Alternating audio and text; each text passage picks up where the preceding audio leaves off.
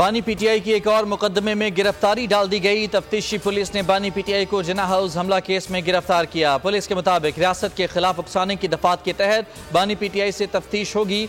तफ्तीशी police ने Adiala jail पहुंचकर बाज़ाब्ता गिरफ्तारी डाली।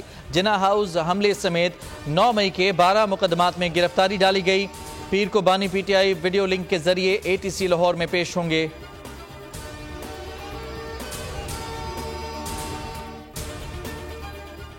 पीटीआई रहनुमा सनम जावेद फिर गिरफ्तार। सनम जावेद को आज ही इस्लामाबाद की अदालत ने बरी किया था। जुडिशल मजिस्ट्रेट मलिक इमरान ने सनम जावेद को बरी किया था। डिस्ट्रिक्ट एंड सेशन कोर्ट ने सनम जावेद की मुकदमे से डिस्चार्ज की इस्तदा मंजूर की थी।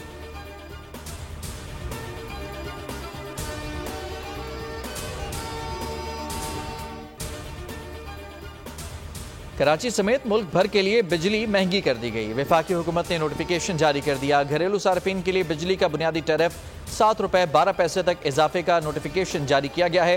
बिजली के बुनियादी टैरिफ में इजाफे का नोटिफिकेशन पावर डिवीजन ने जारी किया।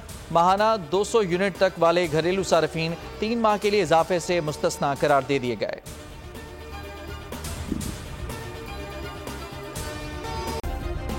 सब्सक्राइब करें और बेल दबाएं ताकि कोई खबर रह न जाए।